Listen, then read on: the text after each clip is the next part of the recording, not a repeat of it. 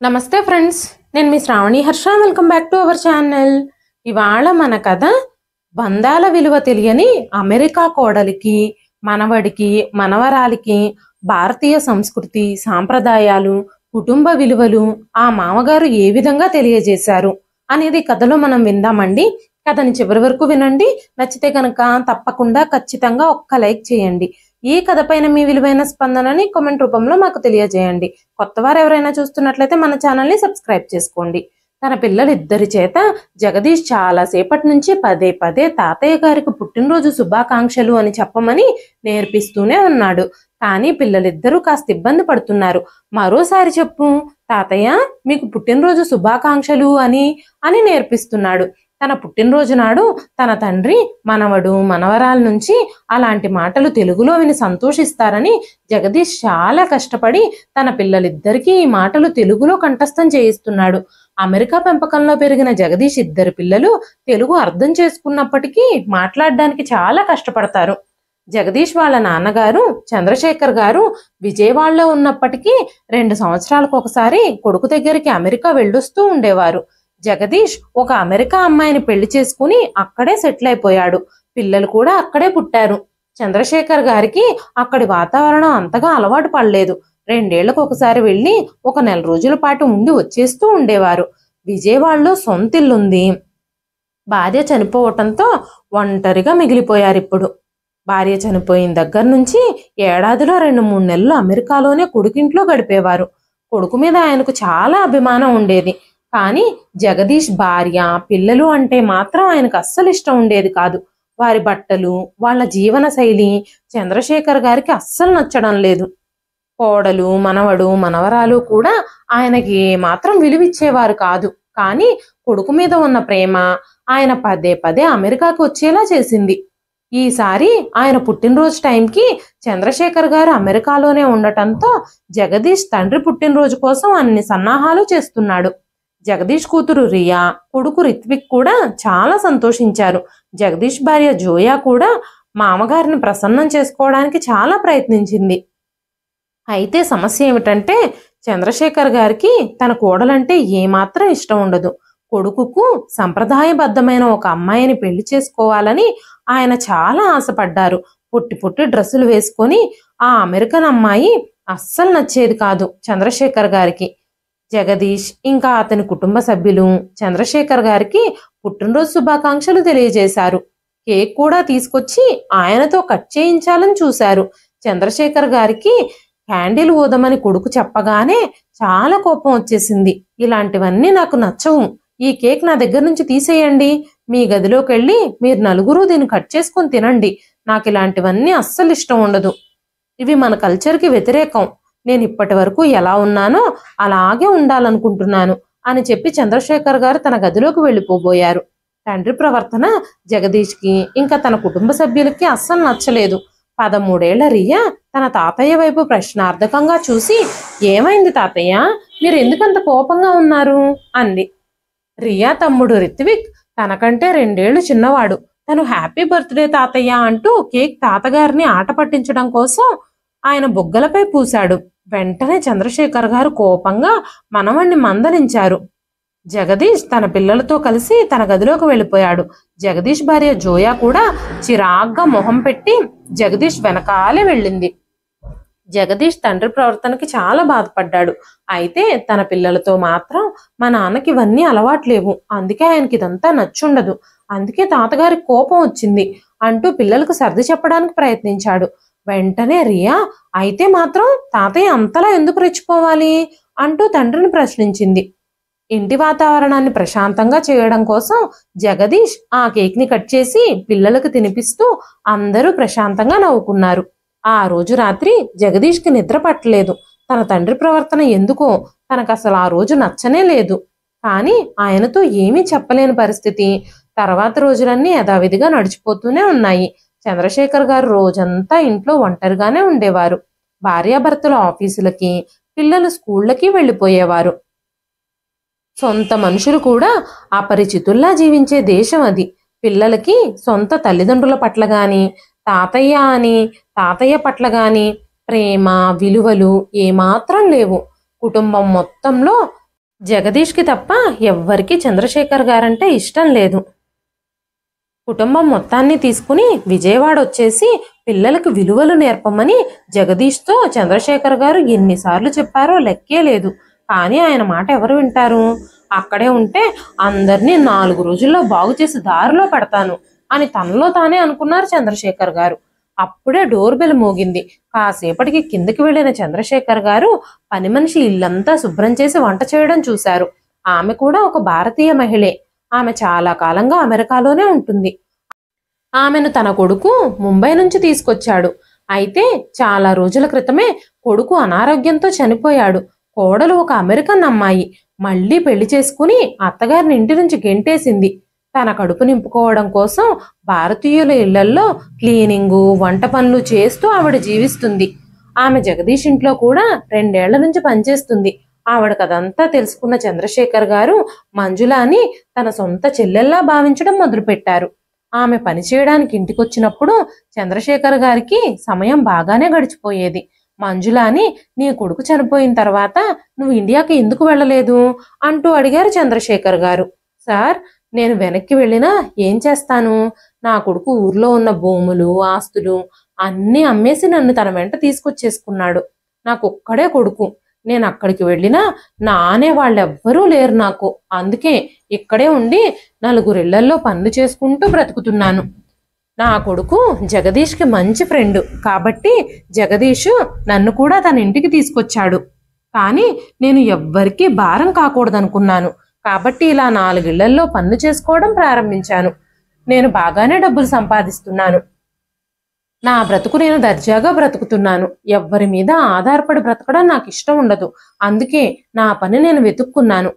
ఇక్కడ జగదీష్ వాళ్ళ ఆఫీసులో, ఇక్కడే ఇంకా తెలిసిన ఇండియన్ వాళ్ళ చాలా మంది ఇళ్లల్లో నేను పనిచేస్తాను. నా కొడుకు కూడా జగదీష్ ఆఫీసులోనే పనిచేసేవాడు అని చెప్పింది ఆవిడ. అప్పుడప్పుడు పనిచేస్తున్నప్పుడు ఆమె తడిగా ఉన్న తన కళ్ళను తుడుచుకుంటూ ఉండేది. చంద్రశేఖర్ గారు ఆవిడ కదంతా విని చాలా భయపడిపోయారు. నేనెప్పటికీ నా భూమిని, ఆస్తిని అన్నీ అమ్ముకుని వచ్చి ఇక్కడికి శాశ్వతంగా వచ్చి ఉండకూడదు అని మనసులోనే అనుకున్నాడు. అలా రోజు మంజుల కష్టసుఖాలు కనుక్కుంటూ ఏదో తోచిన విషయాలు మాట్లాడుకుంటూ కాలక్షేపం చేసేవారు చంద్రశేఖర్ గారు. ఒకరోజు మంజుల పనిలో నిమగ్నమై పనిచేస్తూనే ఉంది. చంద్రశేఖర్ గారు ఆలోచనల్లో మునిగిపోయారు. మంజుల డైనింగ్ టేబుల్ మీద భోజనం రెడీ చేసి, సార్ రండి, భోజనం చేద్దురు గాని అని పిలిచింది.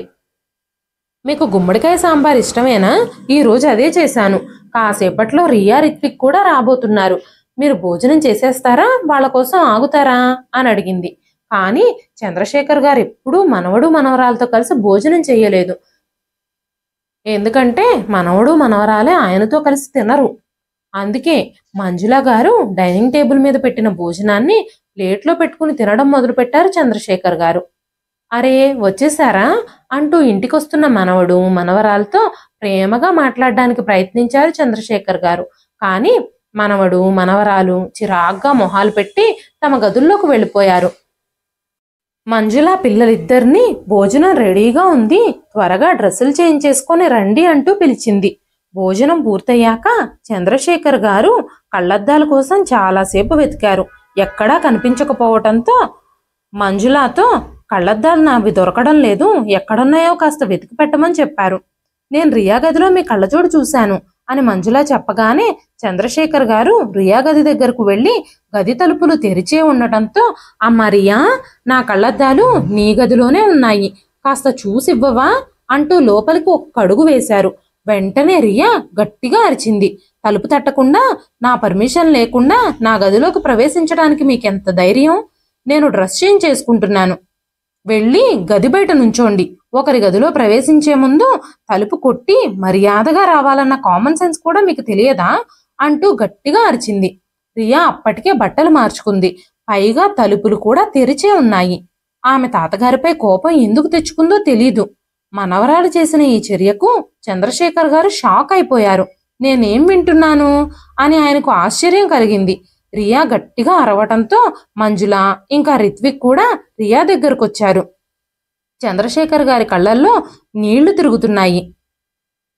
గది తలుపులు తెరిచే ఉండటంతో ఆయన లోపలికెళ్లారు. అయినా సరే మనవరాలు ఆయన మీద ఎందుకు అరిచిందో ఆయనకు అర్థం కాలేదు. ఆయన కన్నీళ్లలో గది బయటకొచ్చి నించున్నారు. మంజుల రియా గదిలోకి వెళ్లి కళ్ళద్దాలు తీసుకొచ్చి చంద్రశేఖర్ గారికి ఇచ్చింది. వెంటనే మంజుల చంద్రశేఖర్ గారి కళ్ళల్లో నీళ్లు చూసి, అయ్యో సార్, ఎందుకు ఏడుస్తున్నారు? ఇది అమెరికా, మన ఇండియా కాదు. ఇక్కడ ఎవరు ఎప్పుడు ఎలా బిహేవ్ చేస్తారో, ఎవరి మీద ఎందుకు అరుస్తారో ఎవ్వరికీ తెలియదు. మీరేం బాధపడకండి. ఇప్పుడే స్కూల్ నుంచి వచ్చింది కదా, అలసిపోయి ఉంటుంది, అందుకే అలా మాట్లాడింది. నా పనంతా అయిపోయింది, నేను బయలుదేరబోతున్నాను. మీరు కాసేపు రెస్ట్ తీసుకోండి అని చెప్పి వెళ్ళిపోబోయింది మంజుల. ఆగండి అని చెప్పి మంజులాని ఆపుతూ అన్నారు చంద్రశేఖర్ గారు. చంద్రశేఖర్ గారు కూడా తన సూట్ కేసులో సామాన్లన్నీ సర్దుకుని మంజులాతో, ఇప్పుడు నేను కూడా ఈ ఇంట్లో ఒక్క క్షణం కూడా ఉండలేను అని చెప్పగానే, సార్, మీరు ప్రస్తుతం ఎక్కడికి వెళ్తారు అంటూ మంజుల చంద్రశేఖర్ గారి వైపు చూసింది. మనవడు మనవరాలు కూడా అక్కడే నిలబడున్నారు. నేను రోడ్డు మీదైనా నివసిస్తాను, కానీ ఇక్కడ మాత్రం ఉండలేను.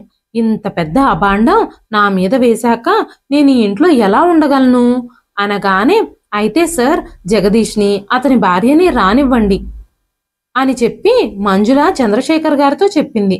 నువ్వు నా బ్యాగ్ తీసుకుంటావా, లేదంటే నేనే పట్టుకుని వెళ్ళిపోవాలా? ఇంత పెద్ద సిటీలో ఒక్క హోటల్ కూడా ఉండదా ఏంటి? నేను ఆ హోటల్లో 4 రోజులుండి 4 రోజుల్లో టికెట్ బుక్ చేసుకుని విజయవాడ వెళ్ళిపోతాను అని చెప్పగానే, సార్, జగదీష్ వచ్చాక మీరు ఎక్కడికైనా వెళ్ళండి, అంతే తప్ప ఇలా ఎవ్వరికి చెప్పకుండా ఇలా వెళ్ళిపోవద్దు. అందరూ కంగారు పడతారు. కావాలంటే మీరు మా ఇంటికి రండి అని చెప్పగానే, జగదీష్ వస్తే నన్ను ఎక్కడికి వెళ్ళనివ్వడు అని చెప్పి చంద్రశేఖర్ గారు మంజులతో కలిసి వాళ్ళ ఇంటికి బయలుదేరారు.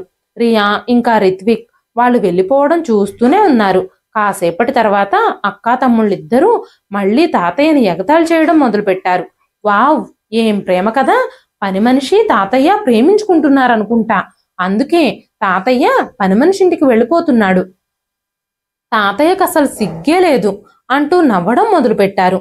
ఆ మాటలు ఇంటి గుమ్మం దాటుతున్న చంద్రశేఖర్ గారికి వినిపించాయి. ఆ మాటలకు ఆయనకి చాలా కోపం వచ్చింది. కానీ ఆయన ఏం మాట్లాడకుండా మౌనంగా వెళ్ళిపోయారు. మంజుల చంద్రశేఖర్ గారిని తన ఇంట్లోకి చాలా సంతోషంగా స్వాగతించింది. అక్కడ చంద్రశేఖర్ గారు ప్రశాంతంగా ఉన్నారు. చంద్రశేఖర్ గారు మంజులతో, 7 సముద్రాలు దాటి మీరు ఇక్కడ ప్రశాంతంగా ఉన్నారా? మీరు మీ ఊరికి ఎందుకు వెళ్ళిపోకూడదు? మీరు కావాలనుకుంటే విజయవాడలోనే మా ఇంటికి రండి. నేను మీకు ఆశ్రయం ఇస్తాను. నా తోబుట్టువులా చూసుకుంటాను. మిమ్మల్ని ఎప్పటి నుంచో నేను నా చెల్లెల్లాగానే భావిస్తున్నాను. నువ్వు కూడా నన్ను ఒక అన్నలా భావిస్తే నువ్వు వచ్చి నా దగ్గర ఉండొచ్చు అని చెప్పగానే మంజుల గారు ఏం మాట్లాడాలో అర్థం కాక మౌనంగా నిలబడ్డారు. వెంటనే మంజుల, ఇక్కడ ఉండడం వల్ల నా కొడుకెప్పుడూ నా చుట్టే తిరుగుతున్నట్టు నాకు అనిపిస్తుంది. నేను మీతో పాటు విజయవాడకు వచ్చేస్తే, లేదంటే ముంబై వెళ్ళిపోతే నా కొడుకు జ్ఞాపకాలని ఇక్కడే బంధించి సమాధి చేసి వెళ్ళిపోవాలి అని చెప్పి మీరు ఈ రోజు భోజనం కూడా సరిగ్గా తినలేదు అంటూ మంజుల గారు చంద్రశేఖర్ గారికి ఏమైనా తినడానికి తేవడం కోసం వంటగది వైపు వెళ్లారు. చంద్రశేఖర్ గారు ఆలోచనల్లో మునిగిపోయారు. ఆయన ఏం ఆలోచిస్తున్నాడో దేవుడికే తెలియాలి. సాయంత్రానికి జగదీష్ ఇంకా అతని భార్య ఆఫీస్ నుంచి తిరిగొచ్చినప్పుడు జగదీష్ కూతురు రియా తన తాతయ్యపై విషం చెమ్మడం మొదలుపెట్టింది. ఆ మాటలు విని జోయ ఆగ్రహానికి గురయింది.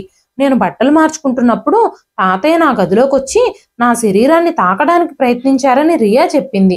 జగదీష్ కూతురు మాటలు విని ఒక్కసారిగా నిశ్శబ్దంగా అయిపోయాడు. అయితే కూతురు మాటల్ని జగదీష్ అస్సలు అంగీకరించలేదు, అస్సలు నమ్మలేదు కూడా. ఈ రోజు తన పిల్లల పెంపకంలో తను ఏదో తప్పు చేశానని జగదీష్ సిగ్గుపడుతున్నాడు. వెంటనే రిత్విక్ మాట్లాడుతూ, తాతయ్య పనమ్మాయితో అక్రమ సంబంధం పెట్టుకున్నాడు, దాంతో అతను మన ఇంటిని వదిలేసి పని మనిషి ఇంటికి వెళ్ళాడు అని చెప్పగానే జగదీష్కి చాలా కోపం వచ్చింది. రిత్విక్ మీద జగదీష్ చెయ్యెత్తాడు. వెంటనే జగదీష్ భార్య జగదీష్ని ఆపి, మీ నాన్న తప్పు చేస్తే నా కొడుకుని కొట్టడం ఏంటి? నా కొడుకు ఎప్పుడూ అబద్ధం చెప్పడు అని చెప్పి కోపంగా పిల్లలిద్దరినీ తీసుకుని గదిలోకి వెళ్ళిపోయింది. జగదీష్ భార్య పిల్లలిద్దరూ తనకు వ్యతిరేకంగా మారారు. ఒకరోజు సాయంత్రం మంజుల వేరే వాళ్ళ ఇళ్లల్లో పనికి బయలుదేరుతూ ఉన్నప్పుడు చంద్రశేఖర్ గారు మంజుల 2 చేతులు పట్టుకుని, ఈ రోజు నుంచి నువ్వు ఎవ్వరింటికి పనికి వెళ్ళొద్దు.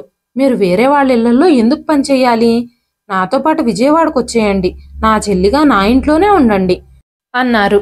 ఆ మాటలకి మంజులాకి మాటలు రావడం లేదు, కళ్ళల్లో నీళ్లు తిరిగాయి. ఏడుస్తూ మంజుల చెప్పింది, నాకు అన్నయ్య లేడు, తోడబుట్టిన వాళ్ళెవ్వరూ లేరు, కానీ దేవుడు నాకు సప్త సముద్రాలు దాటించి ఒక అన్నయ్యనిచ్చాడు అంటూ మంజుల ఆయన్ని కౌగిలించుకుని ఏడవడం మొదలుపెట్టింది. అంతలోనే జగదీష్ అక్కడికి వచ్చాడు. మంజుల ఇంకా చంద్రశేఖర్ గారు అలా ఒకరి చేతులు ఒకరు పట్టుకుని నిలబడ్డం చూసి వెంటనే అక్కడి నుంచి వెళ్ళిపోయాడు. తండ్రి ఎందుకు ఇలా చేస్తున్నాడో జగదీష్కి అర్థం కాలేదు. పిల్లలు చెప్పేది నేను తప్పుగా అర్థం చేసుకోవాలా, లేదంటే నా కళ్ళతో ఇప్పుడే చూసిన దాన్ని నేను కరెక్ట్లా భావించాలా? ఒక్కోసారి మన కళ్ళు కూడా మనల్ని మోసం చేస్తాయి, అసలు ఏం జరుగుతుంది అని ఆలోచిస్తూనే ఉన్నాడు. ఆ రోజంతా అలాగే గడిచిపోయింది. మంజుల ఇంటి నుంచి బయటకు రాలేదు. ఎవ్వరి ఇళ్లల్లోనూ ఆవిడ పనికి వెళ్ళడం లేదు. ఆవిడలా వేరే వాళ్ళ ఇళ్లలో పనులు చేయడం చంద్రశేఖర్ గారికి ఇష్టం లేదు. అంతేకాకుండా జగదీష్ ఇంటికి పనికి వెళితే ఆమెని మనవరు మనవరాలు సూటిపోటి మాటలతో హింసిస్తారేమోనని ఆయన ఆలోచిస్తున్నారు. మంజుల కాసేపటి తర్వాత కనీసం జగదీష్ ఇంట్లో అయినా వంట చేయడానికైనా వెళతాను, లేదంటే పిల్లలు ఆకలితో ఉంటారు అనగానే చంద్రశేఖర్ గారు ఏం పర్లేదు, మా కోడలేదైనా బయట నుంచి ఆర్డర్ చేస్తుంది అని మాట్లాడుతూ ఉండగానే మంజుల ఫోన్ మోగడం మొదలైంది. స్క్రీన్ మీద చూస్తే జగదీష్ ఫోన్ నెంబరు. వెంటనే మంజుల ఫోన్ ఎత్తి, జగదీష్ బాబు ఎలా ఉన్నావు అని అడిగింది. వెంటనే జగదీష్ నేను బాగానే ఉన్నాను, కానీ ఈ వయసులో మీరు చేస్తుంది సరైన పని కాదు అన్నాడు. మంజుల వెంటనే మొబైల్ స్పీకర్ ఆన్ చేసింది. బాబు జగదీష్, నాకేమీ అర్థం కావడం లేదు, నువ్వేం చెప్పాలనుకుంటున్నావు అనగానే నేను చెప్పేది మీకు అర్థం అవ్వనట్టు నటించకండి. ఈ రోజు నేను మా నాన్నని తీసుకురావడానికి మీ ఇంటికి వచ్చినప్పుడు మీరు మా నాన్న కౌగిలించుకుని ఉండడం నేను నా కళ్ళతో చూశాను అనగానే మంజుల కళ్ళల్లో నీళ్లు తిరిగాయి. జగదీష్ తండ్రి జగదీష్ మాటలు వింటూనే మంజుల చేతిలో నుంచి మొబైల్ తీసుకొని జగదీష్ పై అరవడం మొదలు పెట్టారు. ఏం మాట్లాడుతున్నావు? నీ తండ్రిని ఒక విలువలేని వ్యక్తిగా మాట్లాడడానికి నీకు సిగ్గులేదా? ఈ వృద్ధాప్యంలో ఉన్న నీ తండ్రికి నేను చెల్లెలుగా భావించే మంజులాకి అక్రమ సంబంధం అంటగట్టడానికేనా నేను నిన్ను చిన్నప్పటి నుంచి విలువలు నేర్పించి పెంచింది? నువ్వు నీ సొంత కుటుంబం సంగతి చూసుకో. నీ కుటుంబంలో ఏం జరుగుతుందో నీకు తెలియదు. మీ పిల్లలు ఇంకా చిన్నగానే ఉన్నారని నువ్వు అనుకుంటున్నావు, కానీ వాళ్ళు ఏమేం చేస్తున్నారో నువ్వు అసలు గమనిస్తున్నావా? అమెరికాలో ఉన్నానని నువ్వు నీ విలువలు మర్చిపోయావు. నీ ఇలాంటి మూర్ఖుడి నుంచి ఇంతకంటే నేనేం ఆశించడం లేదు. మీ ఇంట్లో ఉండడం కంటే మంజుల చెల్లెలింట్లో ఉండడం నాకు చాలా మంచిది. ఈ రోజు తర్వాత మీలో ఎవ్వరైనా నా చెల్లెలి వైపు వేలు చూపిస్తే నాకంటే హీనంగా ఎవ్వరూ ఉండరు అన్నారు. తండ్రి మాటలు విన్న జగదీష్ ఏమీ సమాధానం చెప్పకుండానే ఫోన్ డిస్కనెక్ట్ చేసేశాడు. జగదీష్ కళ్ళు తెరుచుకున్నాయి.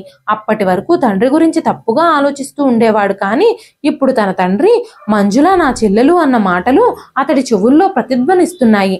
ఇంట్లో భార్య పిల్లలు ఉన్నప్పటికీ జగదీష్ ఒంటరిగానే ఉంటున్నాడు. పిల్లలిద్దరూ తల్లి ఏం చెప్తే అదే చేస్తున్నారు. కాసేపటి తర్వాత డాడీ నాకు చాలా ఆకలిగా ఉంది, ఈ రోజు పని మనిషి రాలేదా అంటూ జగదీష్ కొడుకు రిత్విక్ తండ్రిని అడిగాడు.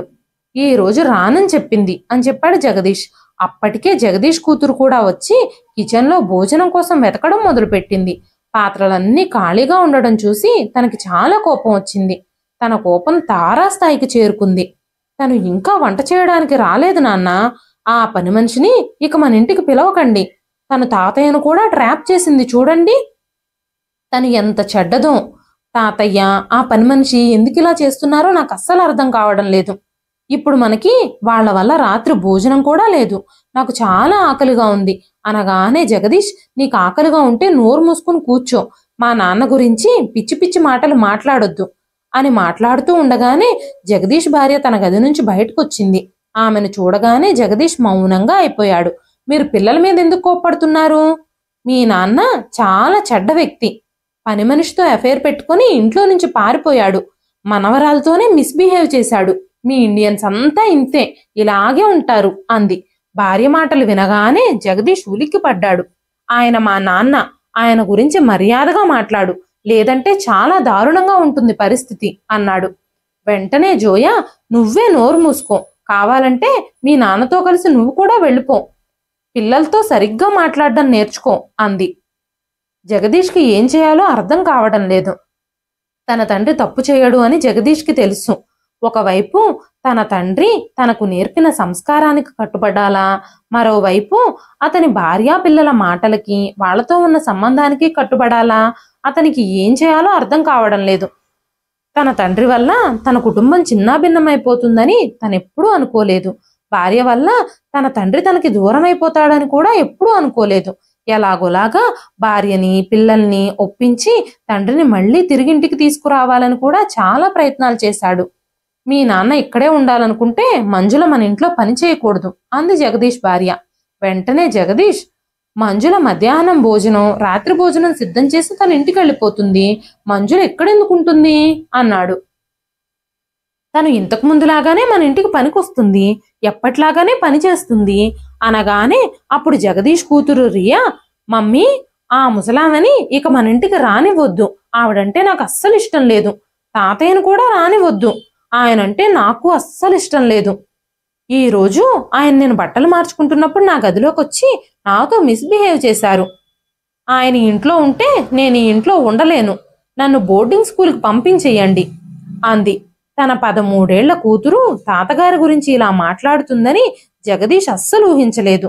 వెంటనే జగదీష్ తన కూతురుతో, నేను నీకు తండ్రినైనట్టే మా నాన్న కూడా నాకు తండ్రి అని జగదీష్ ఎలాగైనా కూతురికి అర్థమయ్యేలా చెప్పాలని ప్రయత్నించాడు.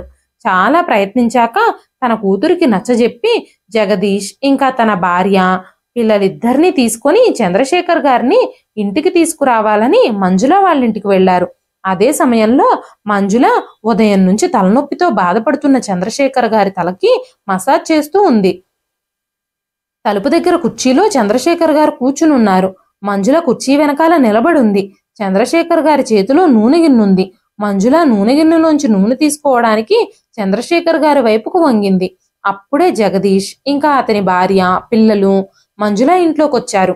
వెంటనే జగదీష్ కూతురు Riya, hello Manjula aunty, how is your love story అంది. హఠాత్తుగా ఆ మాటలు వినడంతో మంజుల గారు షాక్ అయిపోయారు. వెంటనే మంజుల రియా వైపు చూస్తూ డోంట్ టాక్ రబ్బిష్ అంది.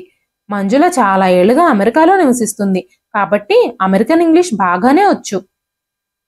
జగదీష్ భార్య మంజుల వైపు చూస్తూ, నా కూతురు సరిగ్గానే మాట్లాడుతుంది, మీ ప్రేమ కథ ఎలా కొనసాగుతుంది ఇంతకీ అనగానే మంజుల టవల్తో చేతులు తుడుచుకొని 4 అడుగులు వెనక్కి వేసి ఏడవడం మొదలుపెట్టింది.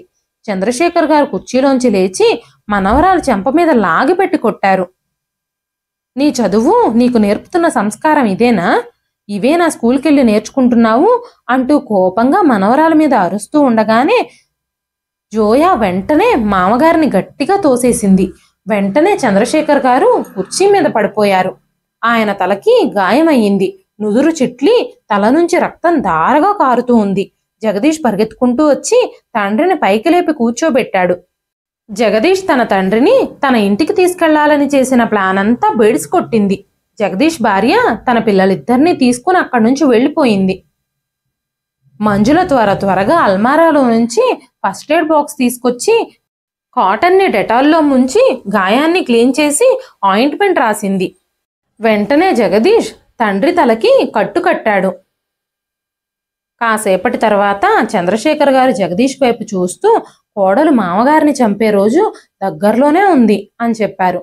ఈ తండ్రికి జీవితంలో జరిగిన అవమానం చాలు. మీ డబ్బు మీ జీవన శైలి చాలా బాగున్నాయి. కోడలు మామగారి మీద చెయ్యెత్తుతుంది. ఇదంతా చూస్తూ నువ్వు మౌనంగా ఉన్నావు.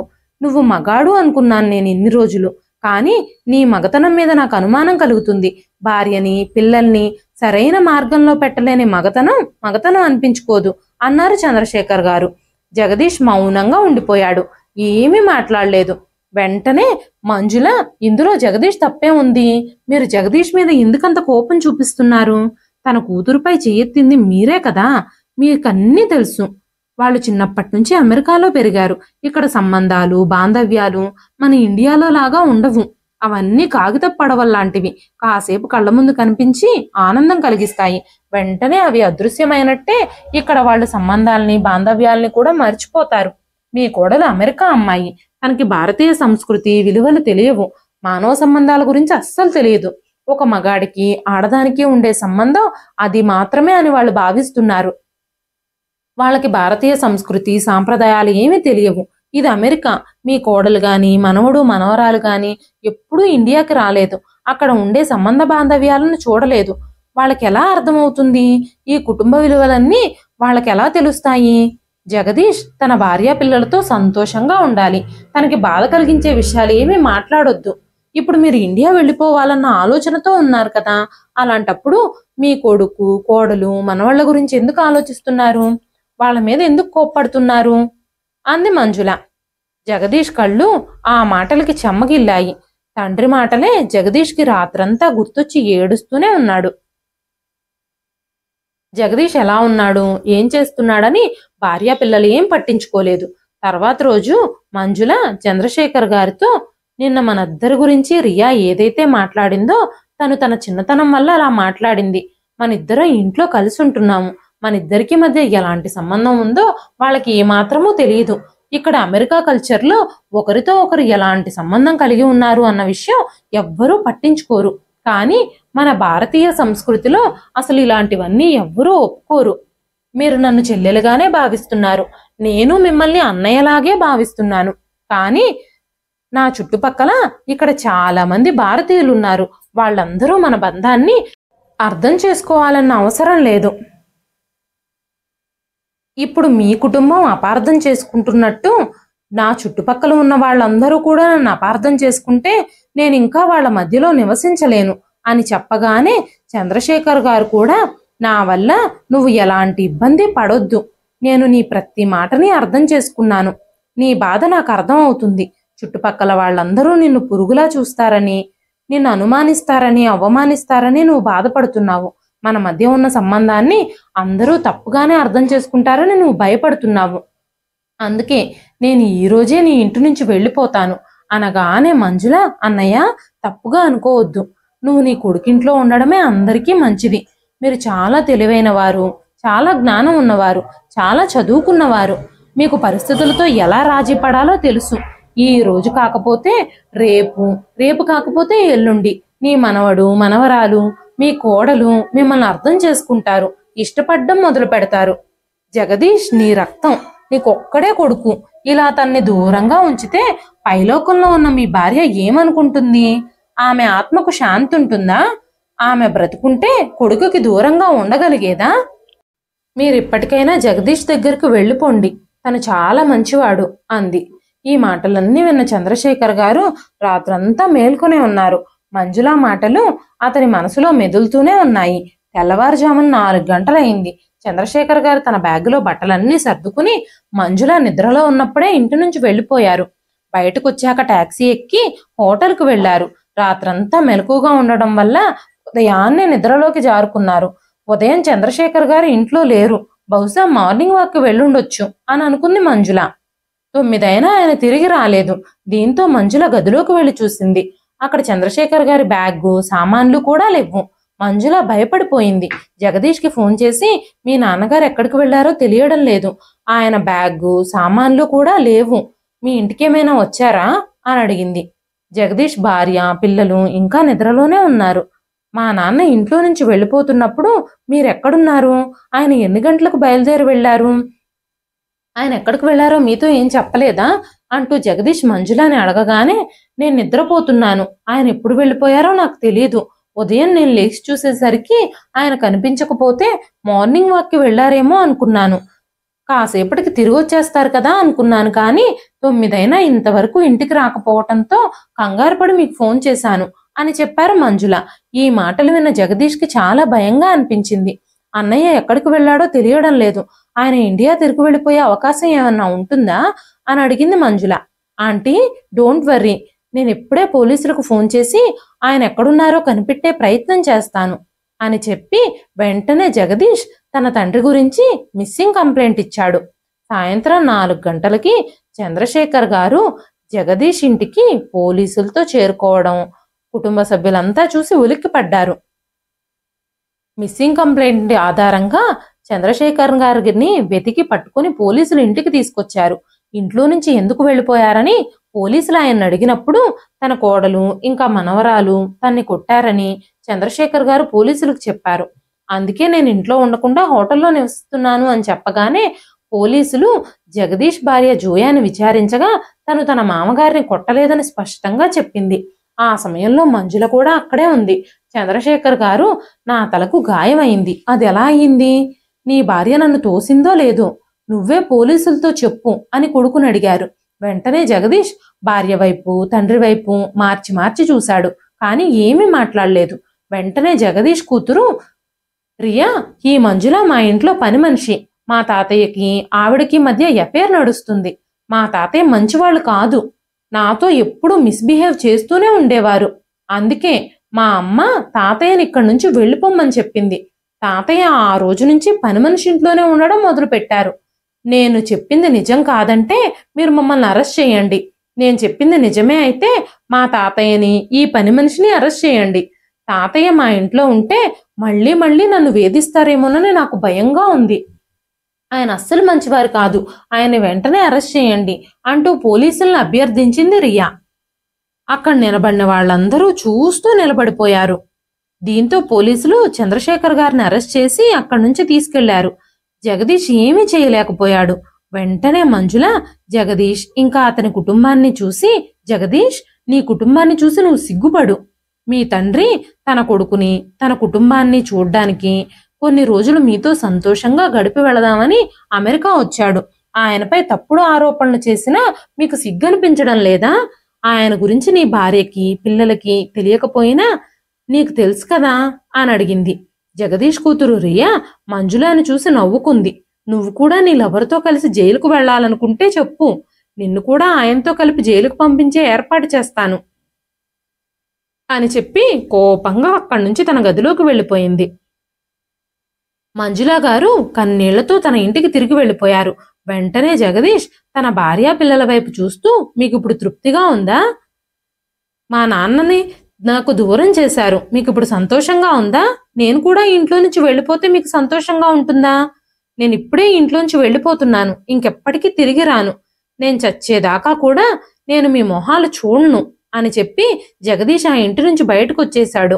మంజులా గారింటికి వెళ్ళి, ఆంటీ నన్ను క్షమించండి, నేను ఇప్పుడే మా నాన్నను విడుదల చేపిస్తాను అని చెప్పి జగదీష్ పోలీస్ స్టేషన్కి వెళ్ళాడు.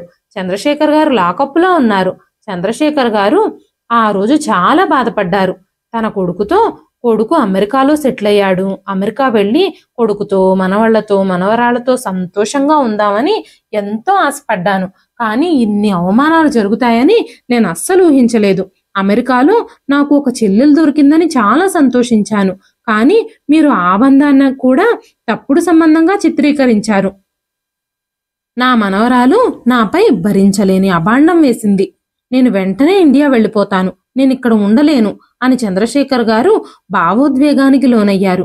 వెంటనే జగదీష్ కూడా, నాన్న మీరు ఇండియా వెళ్ళిపోవాలనుకుంటే నేను కూడా మీతో పాటే ఇండియా వచ్చేస్తాను.